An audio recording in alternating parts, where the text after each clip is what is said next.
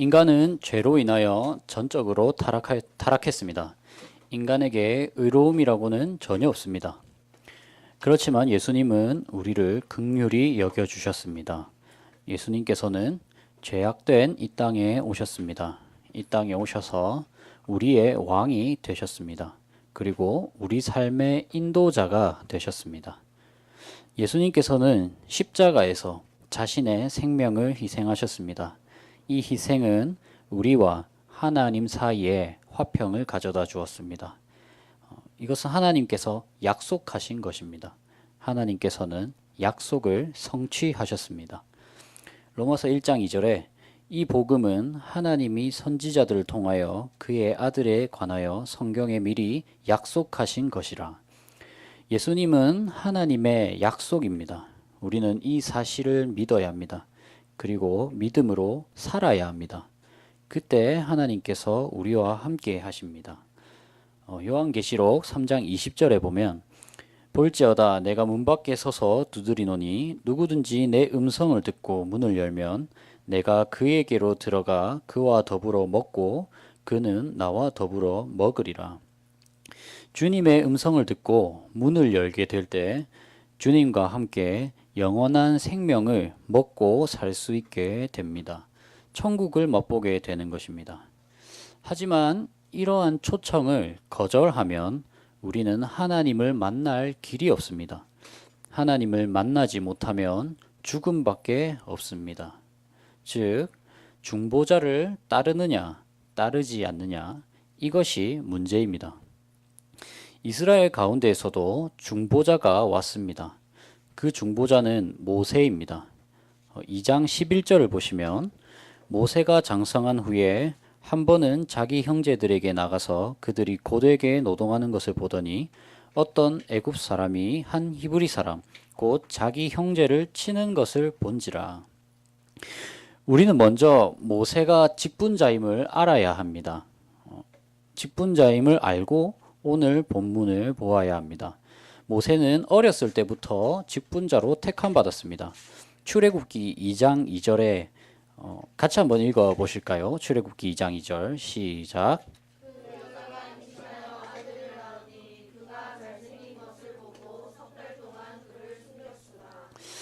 모세의 얼굴이 잘생겼다는 말은 단순히 잘생긴 것을 이야기하지 않습니다. 모세가 하나님께서 보시기에 좋았다라는 것을 말하는 것입니다. 즉, 성령께서 모세와 함께 하셨습니다. 예를 들면 요셉도 얼굴이 아름다운 청년이었습니다. 창세기 39장 6절에 주인이 그의 소유를 다 요셉의 손에 위탁하고 자기가 먹는 음식 외에는 간섭하지 아니하였더라. 요셉은 용모가 빼어나고 아름다웠더라. 요셉이 단순히 잘생겼음을 말하는 것이 아닙니다. 요셉은 야곱의 집안에서 선지자의 역할을 감당한 사람이었습니다. 성령께서 함께 하시는 직분자였단 말입니다. 그리고 예수님도 사랑스러운 얼굴을 가지셨습니다. 예수님께서도 지혜와 키가 자라면서 아름다워지셨습니다. 누가복음 2장 52절에 예수는 지혜와 키가 자라가며 하나님과 사람에게 더욱 사랑스러워 가시더라. 이러한 것들을 볼 때 모세는 성령께서 함께 하신 직분자임을 보여주고 있습니다. 모세의 부모님은 이것을 알고 모세를 숨겼습니다. 히브리서 11장 23절에 믿음으로 모세가 났을 때에 그 부모가 아름다운 아이임을 보고 석 달 동안 숨겨 왕의 명령을 무서워하지 아니하였으며 모세의 부모님은 아들 모세가 하나님의 약속을 이룰 직분자임을 믿었습니다. 그래서 모세를 3달 동안 숨기고 애굽 왕의 명령을 무서워하지 않았던 것입니다. 직분자 모세는 어릴 적부터 생명의 위협을 받았습니다. 그는 갈대 상자로 물을 건nom으로써 죽음의 위기를 벗어났습니다. 그리고 바로의 궁전에서 자랐으며 장성하게 되었습니다. 장성한 모세는 하나님께서 주신 직분을 감당하려 합니다. 사도행전 7장 23절에 보시면 나이가 40이 되매 그 형제 이스라엘 자손을 돌볼 생각이 나더니 모세의 역할은 이스라엘을 돌보는 것입니다. 이스라엘을 돌봄으로써 직분자 역할을 감당하려 합니다. 모세는 이러한 생각을 품고 이스라엘 사람들이 살고 있는 동네에 갔습니다. 그런데 좋지 않은 광경을 목격했습니다. 어떤 애굽 사람이 이스라엘 형제를 폭행하는 것입니다. 11절에 뒤쪽에 보면 치다라는 뜻이 있는 내용이 있는데, 여기서 치다라는 뜻엔 때리다의 뜻과 함께 쳐 죽이다의 뜻도 있습니다. 즉 애굽 사람은 이스라엘 형제를 죽일 정도로 마구 때리는 것입니다. 이것을 본 모세는 복수를 감행합니다. 12절 좌우를 살펴 사람이 없음을 보고 그 애굽 사람을 쳐 죽여 모래 속에 감추니라. 이러한 행위는 단순한 보복이나 살인이 아닙니다. 여자의 후손으로서 이스라엘을 돌본 행위입니다. 여자의 후손이 해야 할 일이 무엇입니까? 뱀의 머리를 깨뜨리는 것입니다. 뱀은 누구입니까?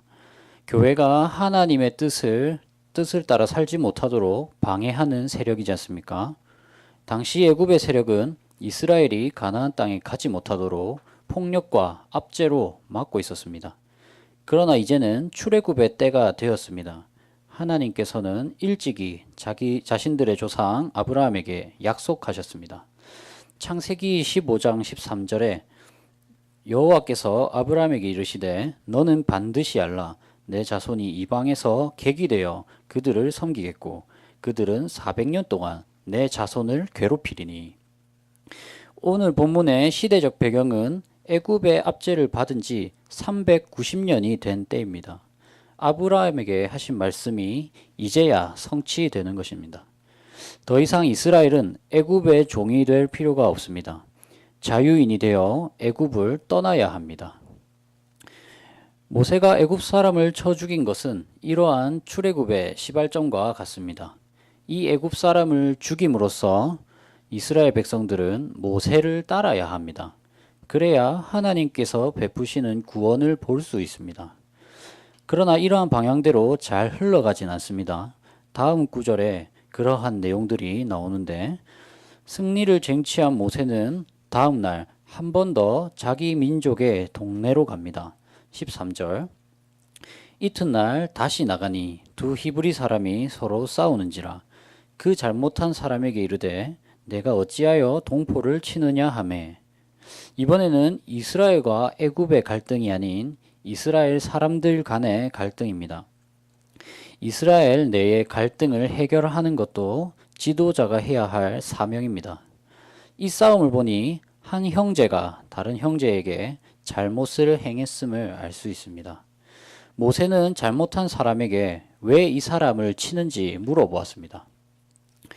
그런데 이스라엘 사람은 문제 해결과는 관계없는 방향으로 모세에게 말합니다. 14절, 우리 14절 함께 한번 읽어보시겠습니다. 14절 시작.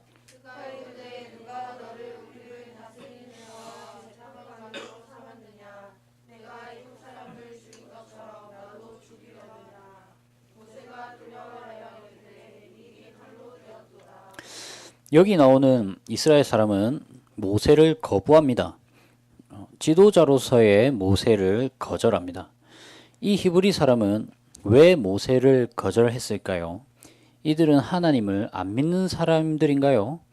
그렇지 않을 것입니다. 출애굽기 2장 23절을 보시면 여러 해 후에 애굽 왕은 죽었고 이스라엘 자손은 고된 노동으로 말미암아 탄식하여 부르짖으니 그 고된 노동으로 말미암아 부르짖는 소리가 하나님께 상달된지라. 모세가 애굽에서 미디안으로 떠난 후에 이스라엘 민족은 자신의 고통을 하나님께 부르짖었습니다. 이들은 하나님을 믿는 사람들이었습니다. 하나님을 믿음에도 불구하고 모세를 거절한 이유는 자신들이 하나님의 약속을 믿지 않았기 때문입니다. 하나님의 약속이 무엇입니까? 가나안 정복입니다. 자신들의 조상들 아브라함, 이삭, 야곱에게 약속하셨습니다. 가나안 땅을 너희에게 주시겠다고 말씀하셨습니다. 젖과 꿀이 흐르는 가나안 땅에서 하나님의 통치를 받는 것, 즉 하나님의 나라를 세우는 것입니다. 이것이 하나님의 약속입니다. 이스라엘은 이 약속을 믿어야 합니다. 더군다나 애굽의 압제를 받고 있다면 더더욱 이 약속을 붙들어야 합니다. 그리고 이 약속은 중보자의 인도를 받아야 합니다. 중보자만이 하나님과 우리를 이어줄 수 있기 때문입니다. 즉 이스라엘은 모세의 인도를 받아야 합니다. 하나님께서는 자신이 말한 때에 출애굽할 수 있도록 모세가 태어났을 때부터 중보자의 표를 주셨습니다. 그리고 모세가 장성해지기까지 모든 과정을 돌보셨습니다. 이스라엘 사람들은 이 모든 과정을 보며 하나님의 약속을 기다려야 했습니다. 설사 모든 과정을 살피지 못했더라도 모세가 애굽 사람에게 행한 것을 보고 깨달아야 하는 것입니다. 바로 여자의 후손이 왔음을, 애굽으로부터 구원받을 길이 왔음을 깨달아야 하는 것입니다. 깨달은 후엔 모세를 따라야 합니다. 그리고 하나님께서 모세를 통해 행하실 구원을 보아야 합니다. 그리고 하나님의 약속을 따라 가나안 땅으로 가야 합니다. 하지만 모세를 따르지 않습니다. 오히려 모세가 저지른 살인을 비난하고 있습니다. 네가 애굽 사람을 죽인 것처럼 나도 죽이려느냐. 이스라엘 사람들에게 있어서 모세는 여자의 후손이 아닙니다. 이스라엘 사람들은 모세를 단순히 살인자로 보고 있습니다. 여자의 후손으로서 행한 복수는 사람을 죽이는 악한 일로 취급되어 버렸습니다. 중보자는 거절당했습니다. 그리고 동시에 하나님의 약속도 거절당했습니다. 모세는 결국 쫓겨납니다. 15절 바로가 이 일을 듣고 모세를 죽이고자 하여 찾는지라 모세가 바로의 낯을 피하여 미디안 땅에 머물며 하루는 우물 곁에 앉았더라. 이 일을 바로에게 발설한 사람은 이스라엘 사람들입니다. 이 말을 통해서 모세는 애굽에서 쫓겨났습니다. 이스라엘 사람들은 모세가 아닌 애굽을 선택했습니다. 여자의 후손은 받아들여지지 않았고 하나님의 약속도 받아들여지지 않았습니다. 이스라엘에게 받아들여진 것은 애굽입니다. 그들은 하나님보다 애굽을 더 신경 쓰고 애굽의 눈치를 보았습니다. 이렇게 하나님의 약속은 점점 멀어졌습니다. 이스라엘은 생수를 먹지 못하게 되었습니다. 이러한 시간은 흘러서 40년 후에야 다시 출애굽을 소망하게 됩니다. 오늘 본문의 이야기는 예수님의 구속 사역과 연관됩니다. 모세가 애굽의 종노릇하는 사람들을 구원하였듯이 예수님은 죄의 종노릇하는 사람들을 구원하였습니다. 마태복음 1장 21절에 아들을 낳으리니 이름을 예수라 하라. 이는 그가 자기 백성을 그들의 죄에서 구원할 자이심이라 하니라. 하지만 동시에 거절당합니다. 모세가 이스라엘에게 거절당하듯 예수님은 유대인들에게 거절당합니다. 유대인들이 예수님을 거절한 이유는 무엇입니까? 그들 또한 하나님의 약속을 거절했습니다. 그들에게 주어진 약속 또한 가나안 땅이었습니다. 물론 그들은 가나안 땅, 예루살렘에 살고 있었습니다. 하지만 진정한 가나안 땅이 아닙니다. 하나님께서 말씀하신 가나안 땅은 하나님 나라잖아요. 하나님 나라는 말씀이 영원히 흘러넘치고 하나님의 통치가 있는 곳입니다. 그러나 유대인들은 이것을 원하지 않았습니다. 그들에게는 하나님 나라보다 로마가 더 중요했습니다. 그들은 하나님보다 로마를 더 두려워하기 때문입니다. 이스라엘 사람들이 애굽의 눈치를 보듯이 유대인들은 로마의 눈치를 더 보았습니다. 요한복음 11장 48절에 만일 그를 이대로 두면 모든 사람들이 그를 믿을 것이요 그리고 로마인들이 와서 우리 땅과 민족을 빼앗아 가리라 하니. 유대인들은 예수님의 사역을 하나님의 약속으로 보지 않았습니다. 그들에게 있어 예수님의 중보 사역은 안중에도 없습니다. 예수님은 어둠을 밝히는 빛이시지만 유대인들은 세상으로 인해 눈이 멀어 볼 수 없었습니다. 그리고 그들은 예수님을 영접하지 않았습니다. 요한복음 1장 9에서 11절에 보면 참빛 세상에 와서 각 사람에게 비추는 빛이 있었나니 그가 세상에 계셨으며 세상은 그로 말미암아 지은 바 되었으되 세상이 그를 알지 못하였고 자기 땅에 오매 자기 백성이 영접하지 아니하였으나. 결국 예수님은 유대인들에게 거절당하시고 십자가에 못 박혀 죽으셨습니다. 이러한 예수님의 죽으심은 우리에게 복음이 되었습니다. 그분의 희생으로 우리는 생명을 얻었습니다. 하지만 예수님을 거절한 자들에게는 하나님을 만날 수 없는 심판의 메시지가 되었습니다. 예수님 이후에는 그 누가 어떤 희생을 치러도 생명의 길이 될 수 없습니다. 오직 심판만 있을 뿐입니다. 이 일련의 과정들은 모두 교회에서 일어난 일입니다. 모세의 때부터 예수님의 때까지 이스라엘은 구약의 교회였습니다. 그렇다면 신약의 교회를 살고 있는 우리들에게도 일어날 수 있는 일입니다. 하나님께서는 우리에게도 약속하셨습니다. 바로 성령의 인도하심을 받아 교회를 세울 것이라는 약속입니다. 우리는 성령의 전이 되어 교회를 세울 것입니다. 고린도전서 6장 19절에서 20절 우리 함께 한번 찾아보시겠습니다. 고린도전서 6장 19에서 20절입니다.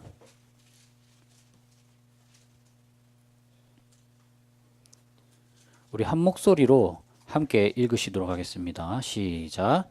너희 몸은 너희가 하나님께로부터 받은 바 너희 가운데 계신 성령의 전인 줄 알지 못하느냐.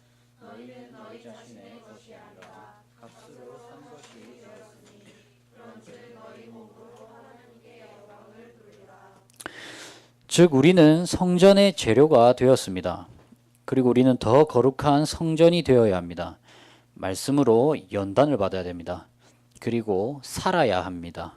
몸으로, 삶으로 하나님께 영광을 돌려야 합니다. 우리가 날마다 거룩해질 때 바른 교회를 세우게 됩니다. 하나님께서는 이것을 이루기 위하여 우리에게 친히 성령님을 보내주셨습니다. 우리는 성령님의 인도하심을 따르기만 하면 됩니다. 이것이 우리에게 주어진 약속이고 사명입니다. 그런데 만약 우리가 성령님의 인도를 거절하고 교회를 세우는 일을 멀리한다면 우리 또한 이스라엘과 또는 유대인과 같을 수 있습니다.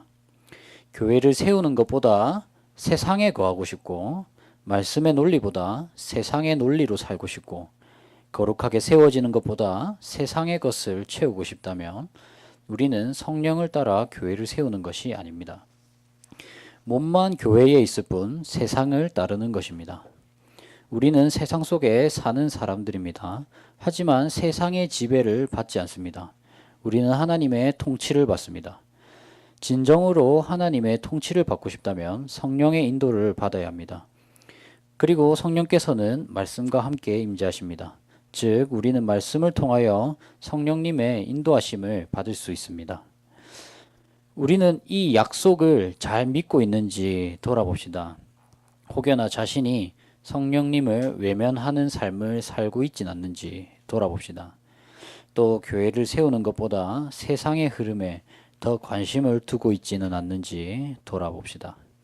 그럼에도 불구하고 우리가 성령을 끝까지 거역한다면 우리는 사함을 받지 못할 것입니다.